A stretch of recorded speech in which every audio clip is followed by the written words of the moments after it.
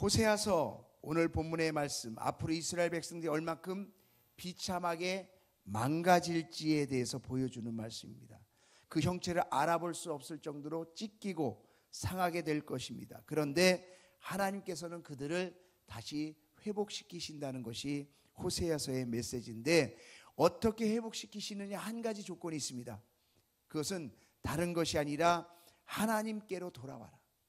어떤 조건 없이 하나님께로 돌아와라. 그러면 하나님께서 회복시키실 것이다. 오늘 말씀을 보면 4절에 유다야 내가 내게 어떻게 하랴. 그러니까 하나님은 수없는 방법을 행해 오셨는데 이제 더 이상 어떻게 할 방법이 없다는 거예요. 내가 선지자들도 보내고 정말 돌아오라고 수없이 너에게 메시지도 보내고 이렇게도 하고 저렇게도 했는데 정말 내가 이제 어떻게 할 방법이 없다라는 거예요. 그러면서 하시는 말씀이 너희의 인애는 다른 사람을 긍휼히 여기는 그런 마음인데, 여기서는 정말 이 이스라엘 백성들의 마음 상태가 굳어져 있는 상태예요. 전혀 동요하지 않은 상태.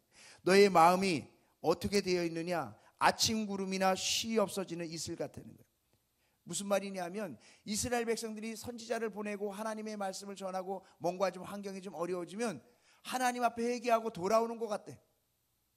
그래서 아침 구름 같다는 거야. 야, 이제 구름이 아침에 꼈으니까 우리가 기다리던 비가 오겠구나, 그렇게 생각을 했는데 조금 있으니까 아침 안개처럼 그 구름이 안개였지 구름이 아니었어요.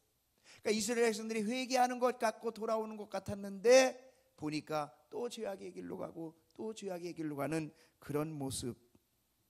그래서 정말 하나님이 안타까워하실 수밖에 없는 그런 모습. 그래서 6절에 보면 나는 인애를 원하고 제사를 원하지 아니한다.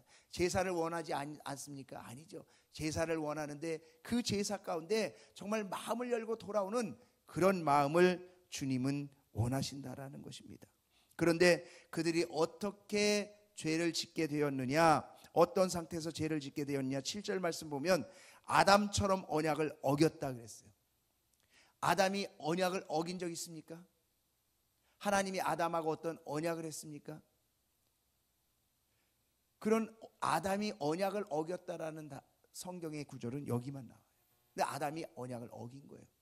하나님이 정말 명령하신 그 명령을 어겼는데 그게 언약이었다는 것이죠. 언약이었다는 것이죠. 근데 그것을 어디에서 어겼습니까? 에덴 동산.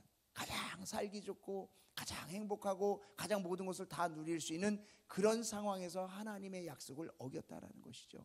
범죄했다는 거죠. 지금 이스라엘 백성들이 아담처럼 어겼다라는 것은 하나님의 축복의 땅 가나안 땅에 들여보내서 거기서 잘 살게 하는데, 애굽에서 종로를 쌓던 사람을 끄집어내서 거기서 잘 살게 하는데 그런 좋은 환경에서 어겼다는 것입니다. 어떻게 어겼느냐?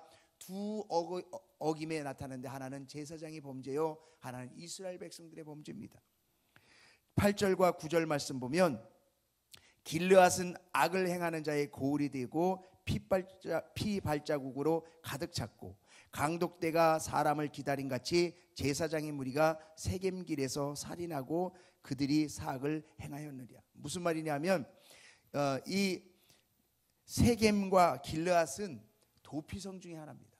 도피성은 잘못한 사람이 정말 살기 위해서 자기가 실수로 살인을 하거나 이런 사람들이 도피성으로 도망가서 제사장이 받아주고 제사장이 살아있는 동안은 거기에서 나오지 않고 살 수 있는 곳이 도피성이에요. 그런데 도피성으로 막 가는데 그 사람을 들여보내주지 않고 오히려 제사장들이 그들을 죽이는 거예요. 제사장들이 왜 죽이느냐? 돈 받고 죽이는 거예요. 그러니까 제사장들은 생명을 보호하고 생명을 구원하고 생명을 지키는 일을 해야 되는데 돈이 더 중요하게 되어지니까 정말 그 고울들이 핏빛으로 가득 차는 그런 일들을 제사장들이 범하는 겁니다. 또 10절에 보면 내가 이스라엘 집에서 가증한 일을 보았나니 거기에서 에브라임은 음행을 행했고 이스라엘은 더럽혀졌다 그랬어요. 에브라임은 이스라엘을 대표하는 이름이에요. 이스라엘 집이라는 것은 하나님을 섬기는 집이에요. 근데 그곳에서 어떤 가증한 일을 보게 되었느냐, 어떤 음행을 했느냐. 이스라엘이 가나안 땅에 들어갔을 때 바알신을 섬깁니다. 왜 바알신을 섬기느냐? 그 이스라엘 사람들은 농사를 짓지 않고 살았지 않습니까? 근데 가나안 땅에 가니까 농사를 짓는 곳이에요. 근데 너무 농사를 잘 짓는데 보니까 다 이 가나안 땅에 있는 사람들이 보니까 우상을 섬기는데 그것이 바알신이에요. 바알신은 농사의 신입니다. 바알신을 잘 섬겨서 농사를 짓는구나. 또 아세라신은 이 다산의 신입니다. 아이를 많이 낳는 게 그때는 축복이 아닙니까? 그러니까 다산의 신 아세라를 섬기는데, 이들이 가장 중요하게 생각하는 이 농사를 잘 되게 하기 위해서 그들이 섬기는 제사의 방법이 뭐냐? 음행이었다는 것이죠. 그러니까 많은 사람들이 가서 농사가 잘 되게 해달라고 가서 하는 거예요, 그 범죄를. 그런데 목적이 뭐냐? 농사가 잘 됐고 잘 먹고 잘 살기 위한 거예요. 그런 목적이니까 누구나가 다 가는데 거기 가서 그 죄를 저질러도 그 누구도 말을 하지 않아요. 왜? 목적은 잘 먹고 잘 사는 거예요. 누구에게나 다 원하는 것이고, 그리고 자신이 거기 가서 그 제사를 행하는데 자신의 욕구가 채워지는 즐거움이 있는 거예요. 그러니까 누구도 죄악을 말하지 않는 거예요. 그러니까 11절 말씀을 보니까 유다여 내가 내 백성의 사로잡힐 힘을 돌이킬 때에 내게도 추수할 일을 정하니. 이스라엘 백성들은 오직 거기에만 목숨을 걸고 있는 거예요. 그러니까 이스라엘 백성들은 제사장부터 이스라엘 백성까지 다 타락한 거예요.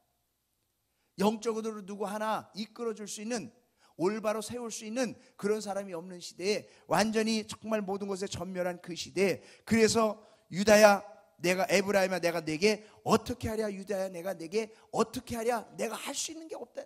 너희는 극도로 최악의 죄악으로 돌아갔다는 거예요. 그런데 한 가지 내가 너희를 살릴 수 있는 것이 있는데 여호와께로 돌아오라는 거예요.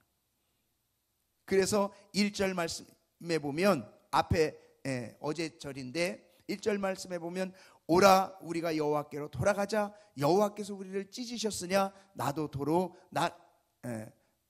낫게 하실 것이요 우리를 치셨으나 싸매 줄 것이다.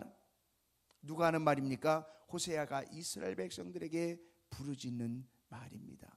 앞으로 이스라엘 백성들의 형편이 고멜처럼 그렇게 음행하면서 결국은 비참한 노예 신세가 될 것인데, 돌아오라, 여호와께로 돌아오라, 그것이 사는 길이다라는 것입니다. 여러분, 이스라엘 백성들이 마음의 상태를 바꾸지 않아요. 그렇게 수없는 경고와 메시지와 수많은 선지자들을 통해서 이야기를 하지만 마음을 바꾸지 않아요. 하나님을 인정하지 않는 거죠. 내 마음대로 그냥 살아가는 거죠. 그러다가 어려움을 당하면 차라리 그때 하나님을 제대로 붙들 걸, 하나님의 말씀을 들을 걸 후회는 하지만 또 자기 능력을 과시하고 또 그렇게 자기 길을 가는 것. 그래서 3절의 말씀 뭐라고 얘기하냐면, 그러므로 우리가 여호와를 알자, 힘써 여호와를 알자.